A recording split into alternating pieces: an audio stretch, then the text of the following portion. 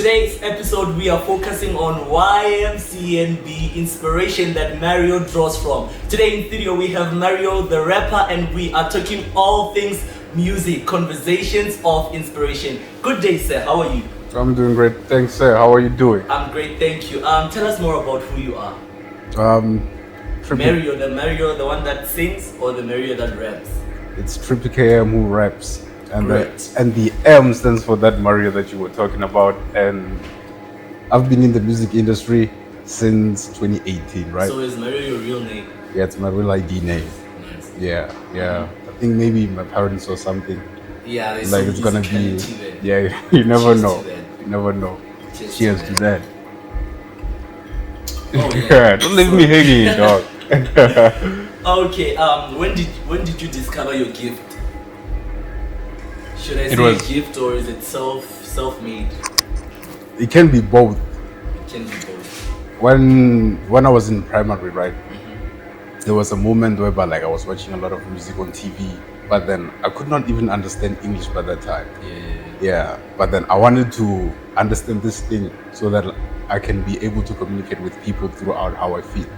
Because like I was seeing many artists from the YMCMB, like Lil Wayne. He was doing something whereby like I was impressed. I was like, how can I not do that? And then one time went on, I was like, I can make my own thing. Because When was that?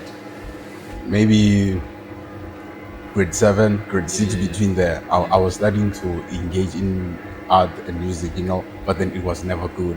I was not bringing it out. Nobody was knowing about it.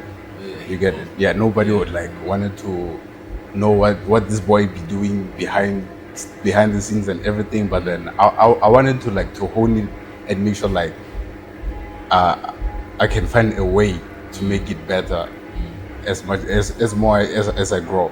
You get it? So like I can also grow my own music thing. And then I started to enter like into the industry 2018 when I released my first song. Yeah.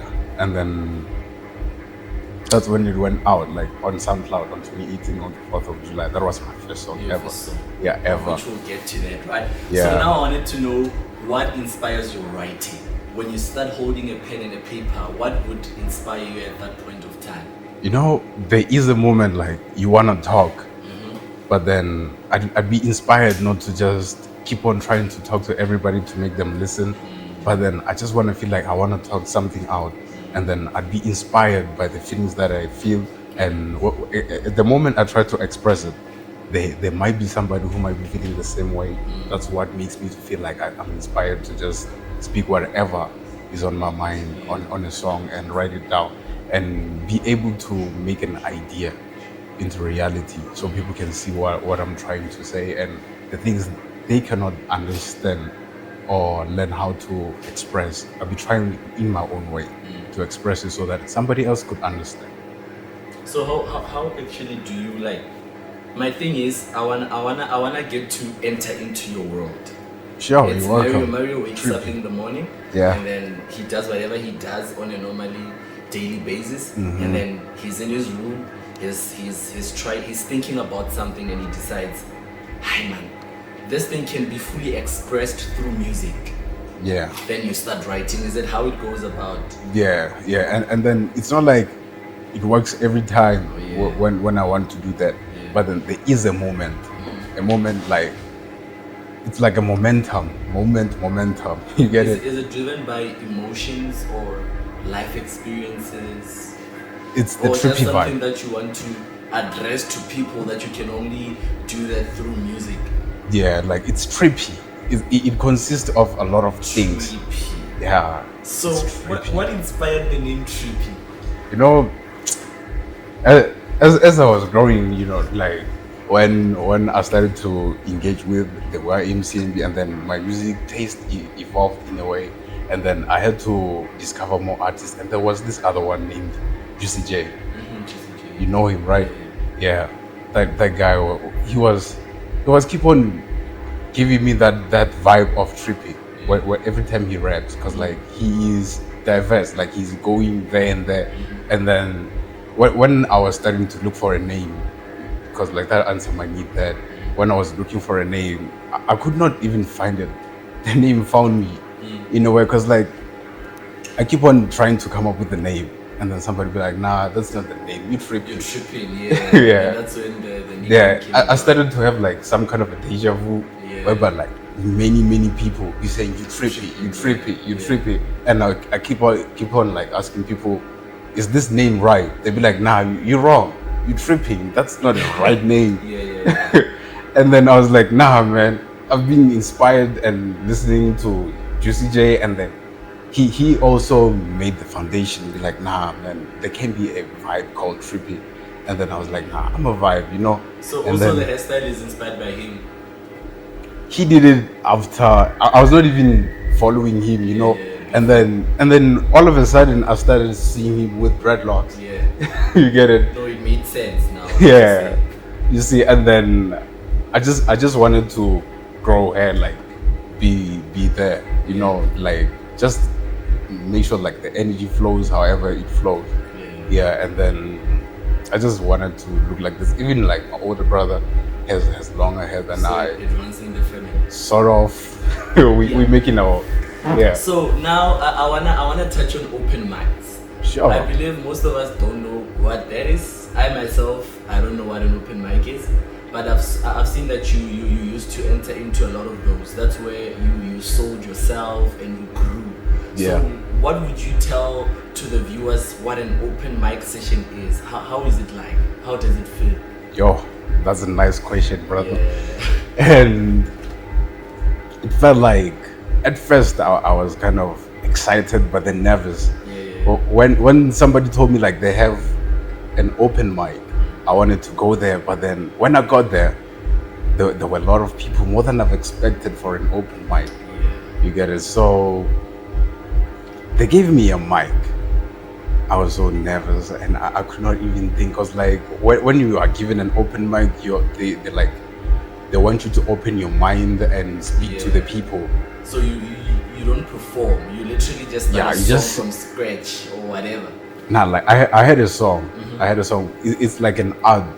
Let me take you for an instant. When you're in primary or high school, when they give you a project and they wanted to see you with that project for marks. It's something like that. And it came to a point where like my ad is now time for me to submit it. The way of me to submit it was through the people, my audience, building a foundation of audience. And then it came to a point like when I got there, it is that time. You're gonna get marks. They're gonna boo you, or they're gonna cheer the name or the things that you say.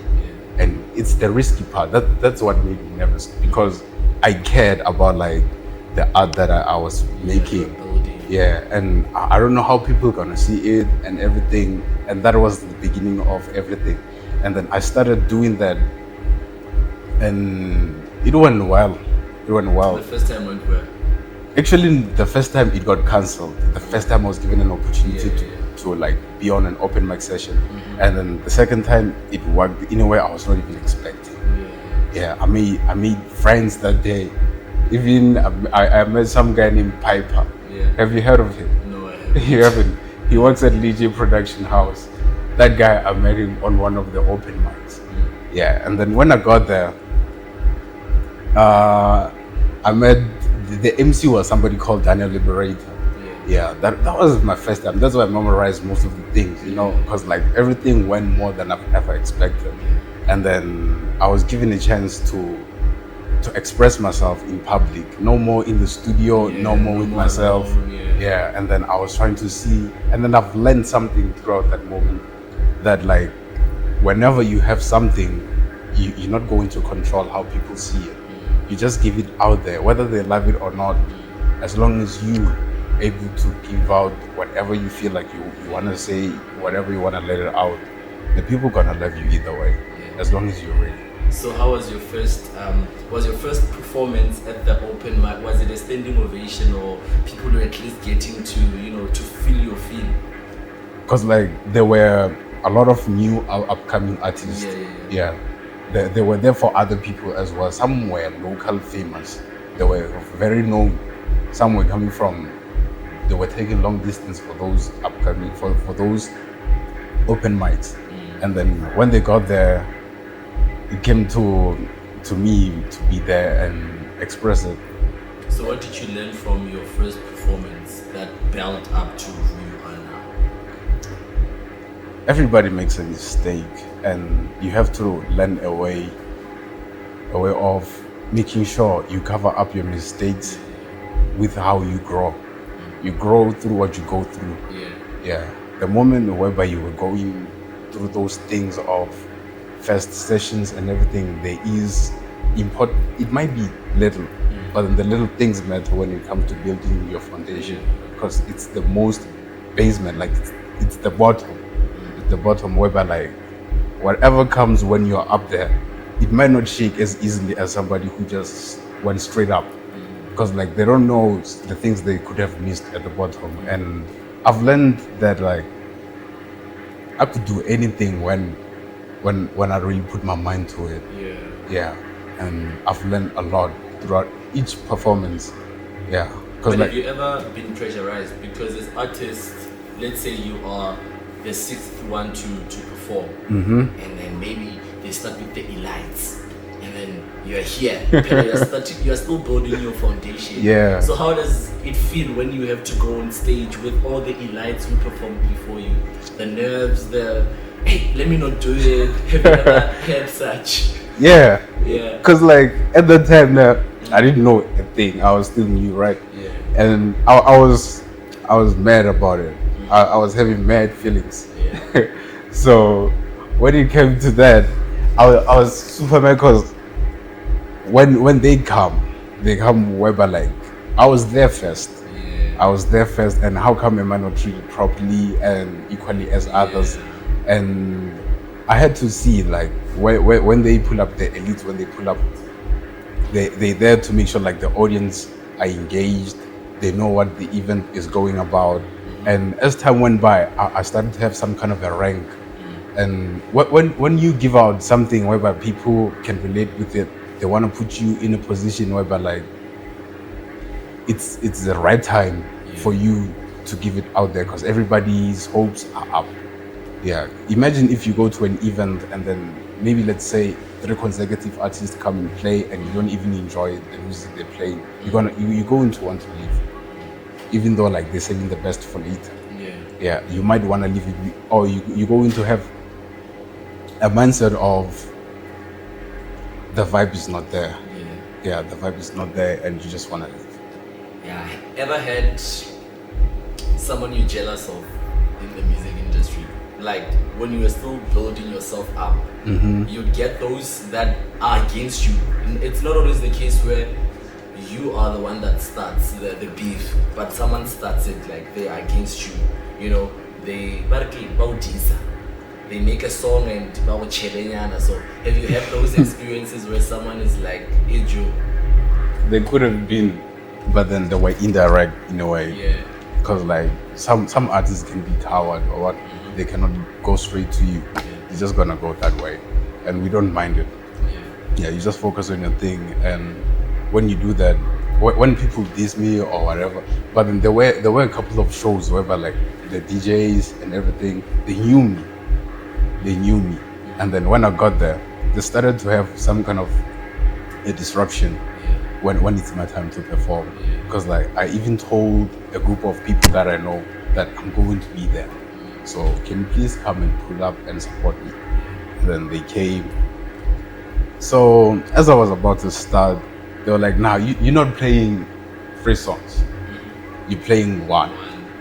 And other artists were playing 4. At the time I had 3 songs, and some were latest, and then one it's not yet released, and then the other one is a well-known hit, but those people I call, and I wanted to give them something new at that time. So somebody else saw that kind of a plot, and then I was stopped. But then I chose the best track out of all those 3, and it worked. Yeah, that was my revenge. Great. So you draw inspiration from YMCMB. Yeah, the basics and the foundation was from there. Why them? Because they built up a team whereby it went successful, and the team. Yeah, the team was successful. and the people were working in a way, they're proving themselves like they are the group of the best. Yeah. It's not like a group whereby like they go in by connection, be like, come join along. Yeah, come hop on the ship, there's a new wave. They chose captains and everything. People who are on the boat or on the ship for a reason. You So get is it? that your path? Are you also working on bringing people on board In the long run. Yeah. In the long run, it's gonna be something like that, because like it's something I had as a kid. As I was growing up, I was like, I can also put out a group of, because I know a lot of people who are talented and they're not even getting shots, and then some, when they get it, they make the best out of it. They can do a lot with a little. Yeah, especially when you see somebody who can do a lot with a little, there's something special about them in a way, because they might be somebody who has everything, but then they cannot do as much as that person who's doing. Yeah. And then you want to ask something? Yeah, I wanted to ask, what's your take on South African hip hop as compared to the international one? Yeah, that's a good question too.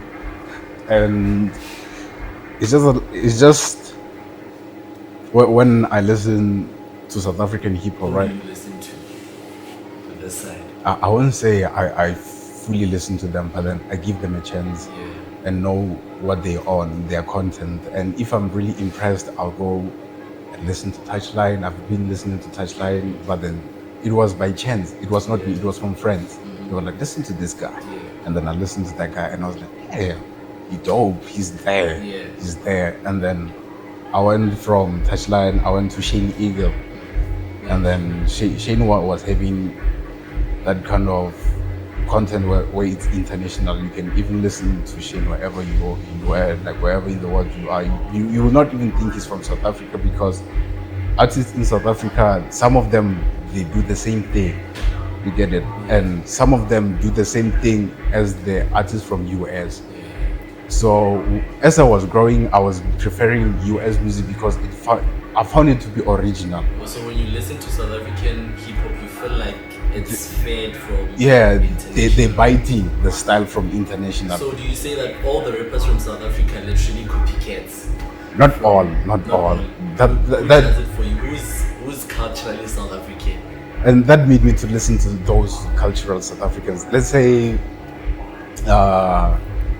Aries, the way few songs I found to be, this one is very much authentic. I was chasing authenticity when it comes to music, because I also want to be authentic. Yeah, I can't listen to somebody who's trying to be like somebody else, because like he might be inspiring me to be listening to somebody so I can be like them. And so now that you're inspired by people from international and you listen to most of international hip hop, as an artist from South Africa, are you also gonna take the route of being a copycat, or are you gonna bring a change in the South African hip hop industry? Are you bringing the South African feel, or are you bringing both, or are you bringing partially American? Wow, it is this way. When I was going through that as an artist, I think everybody goes through that, where you get confused, where you don't even remember where you come from, because you're out there, you're out there, you're not by yourself, you're out there, and there will be people who are trying to misguide you and be somebody else. And when you really know who you want to be, what you aim for, you will try by all means to shut out everybody who's trying to make you like everybody else, and try to find yourself and focus on your craft. And it's distracting for everybody, that's what I meant to say, because you can be trying to be like somebody and you're not aware of it. But then as an artist, when it comes to honing your skills, it's about like cutting off all the things that are trying to make you like somebody else, and try to find yourself and your path, and make sure it's either you imprint your own path, or you follow a right path, so that you don't get lost that much. But then don't just be taking the footsteps of somebody who also took the same. You have to make sure you discover your own things in your own way, so you can be unique. Where do you draw the line? I would say I want to find my own way of being cultural, and then being international and also like, let's say, cultural, local, and US, wherever, and then make sure it's the one thing of trying to make sure you can understand both sides, which I really read. Okay, so are you bringing both on one particular song, or there's an album that gives American and that gives South African? I just have to be me in every way. In every song. Yeah, in every song. So are you doing it for listeners, fans? Are you doing the African and American for fans? Because obviously you're an artist and you want to be a selling artist. You can't just make music in J. Yeah. Just for it being music, but also for it bringing cash. Sure. So when you take on when you think of the kind of music you're making, do you first look at the essence of what music means to you, or do you first look at which one is selling more? Is it about the cash? Not really. Or about the people? Not really. But then cash is very important so you can reach those people. Yeah. Yeah. So you have to find a way of being able to make sure whenever you get cash, you get to deliver the music to the people who really want to hear that. And also, it's the people that buys the music. They keep Meaning you going. For you to get the cash, you have to pass by the people that are going to buy the music.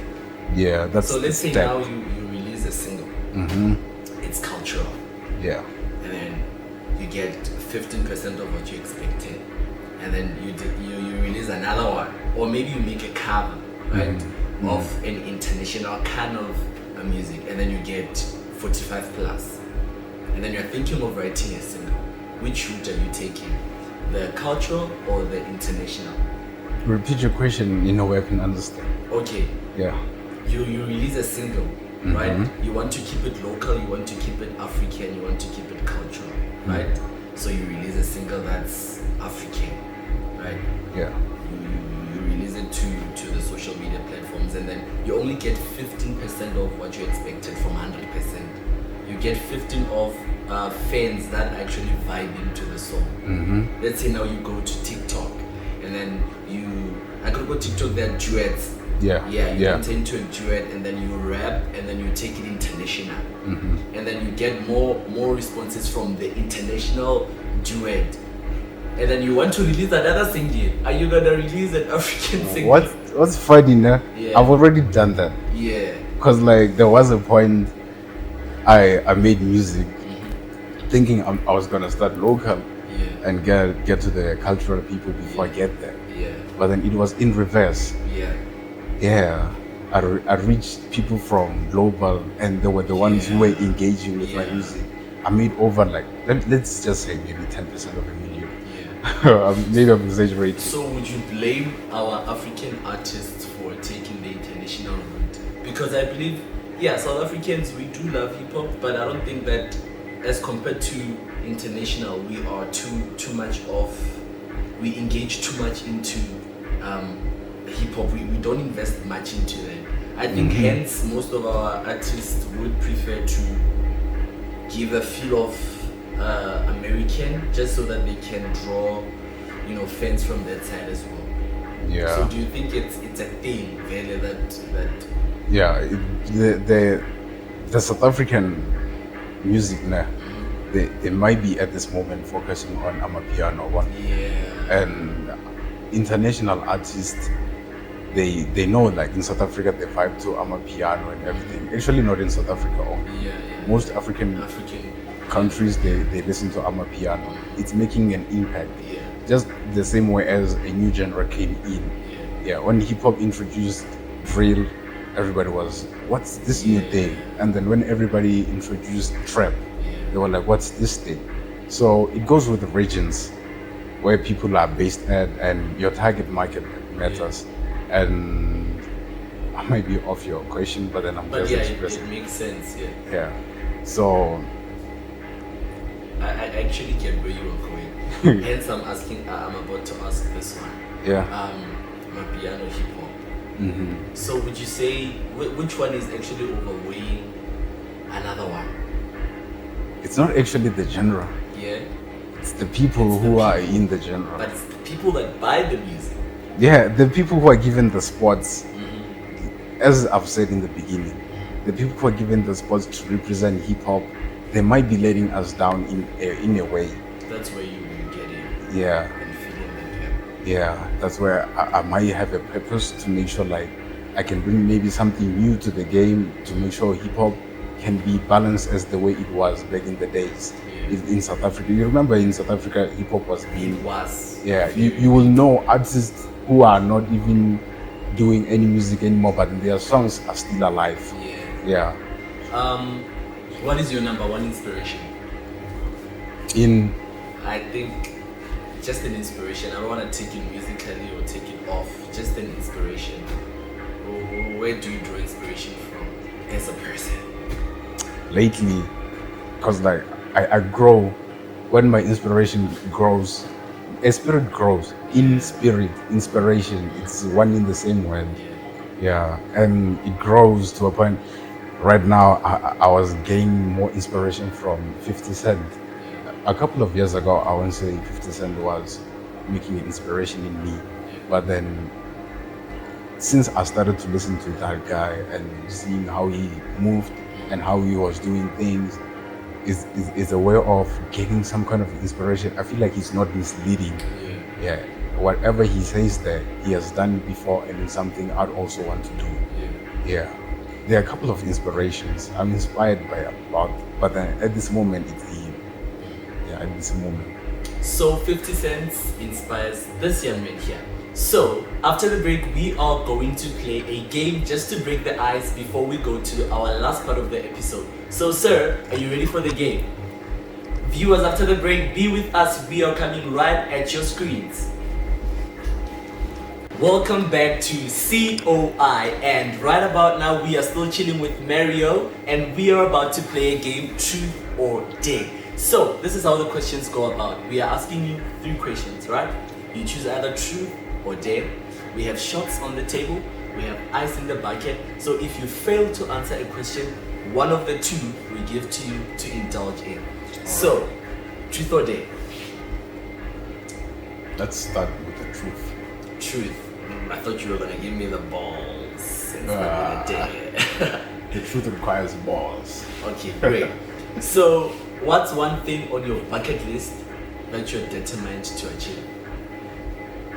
Having a record label. A record label.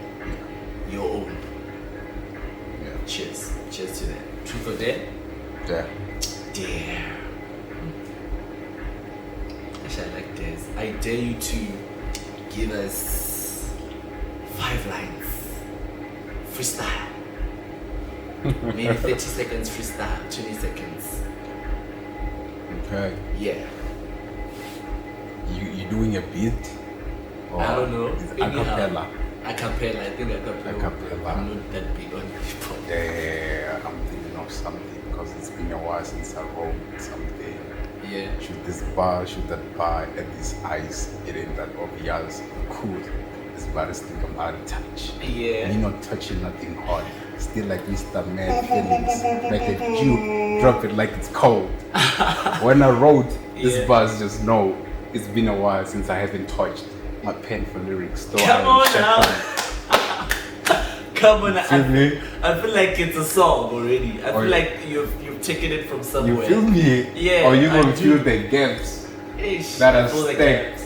on these gags without the end moment. Yeah. Mixed feelings, mad feelings. Mixed like a Dexter in the car. Call me Mr. Mad Feelings. I'm just joking. Come on. But then you know, I'm blowing all these bars. No. Nice. I don't know how many lines I said. There's text in the glass and the ice in the bucket. Nice. Truth or dare? Truth.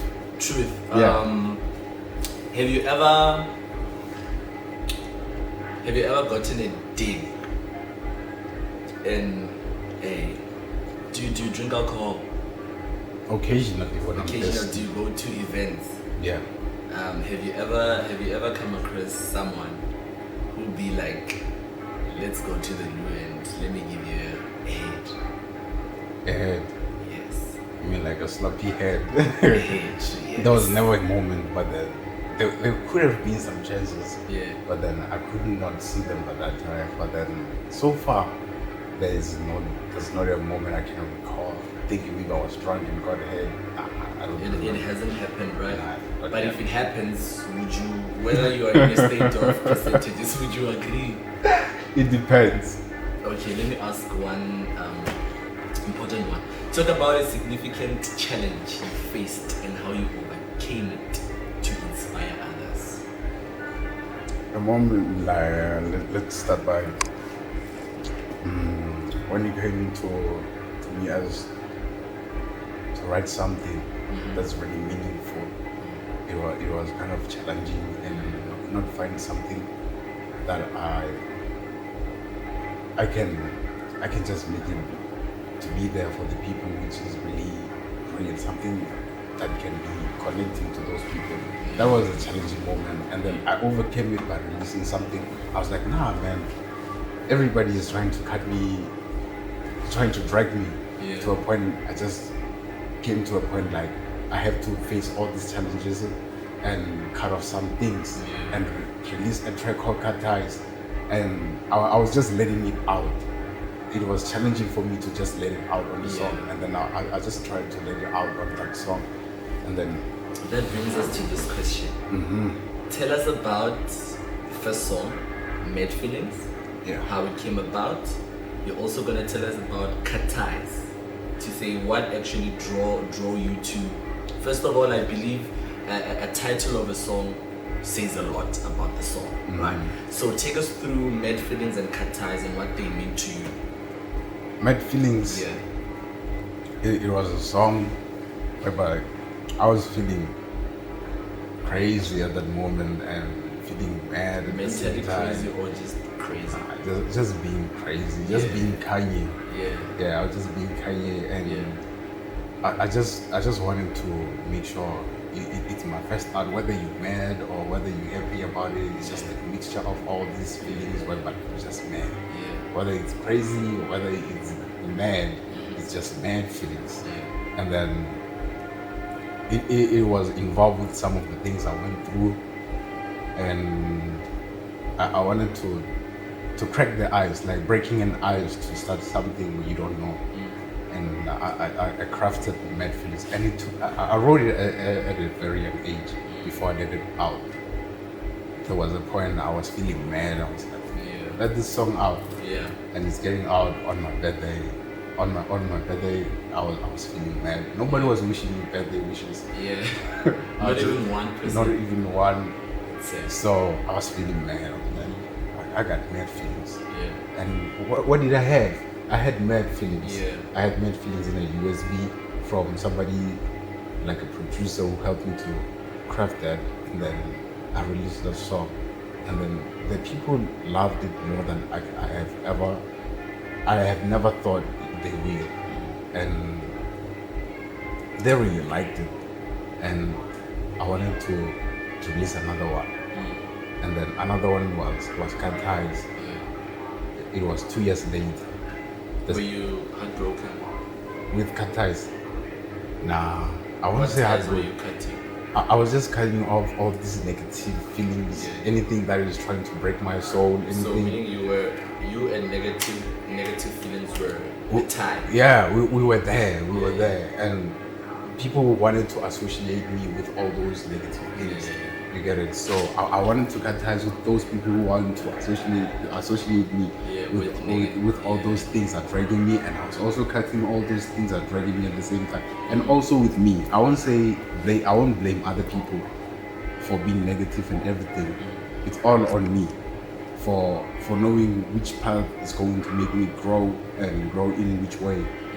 So I wanted to grow my music thing without the feelings of attaching with negative or whatever that is not in my plans. And it came where like I was just mad also. I was also feeling the feelings of mad feelings, and I got ties, and ever since then I'd say that there are things I'm really glad I had to let go. I'm I'm glad I didn't have to keep on attaching to things where I might be thinking it's gonna help me grow, but it is the one that was starting to make me grow slow. I cannot be stopped. Even you cannot be stopped when you're focusing on anything, but then you can be slowed down by anything you're not even aware, even the distractions. You have to cut ties with the distractions for you to focus on what you really want and find your full potential. So do you have a happy song? Happy song. I see mad feelings, I see cut ties. It's all heavy. Yeah, I want to let go of that. When it was heavy, I took the heaviness and put it in my bag, at the bag. And then when I let go of those things, heavy things, there was space. A lot of space for new things. And I had to back up. Yeah, I had to back up. That's a song as well, right? Yeah. Yeah, that's your... Yeah, I had to back up. And then when I back up, I was trying to see what I can be able to do, the plans, the whole plot of from mad feelings to cut ties to back up. To back up, I wanted to show you it's possible for you to get back up after all those things. You're not alone. Nobody's alone. Even somebody might be listening to this, they might be relating or whatever, but then there is a way of backing up to every challenges that you go through. Every problem comes with a solution. You just have to be smart enough to overlook. Actually, don't overlook it. Like, it might be there, but then you're looking at it somewhere far or somewhere deep. But the answers are always there. It's just that, like, it takes time. That's why some of the things can be delayed, because it takes time for you to realize which way you were wrong, which way you were right, and you're going to back up through everything. Yeah. So this is Mario, who says that you can start by having mad feelings, but that's not the end of the road. You can take another road of cutting those negative ties and baking it all up. This is all from our desk, and thank you, sir, for joining me. Respect. Are we not gonna take any shots? Oh, shots. We can. Yeah. We can. We can take shots. Yeah. Yeah, that was nice.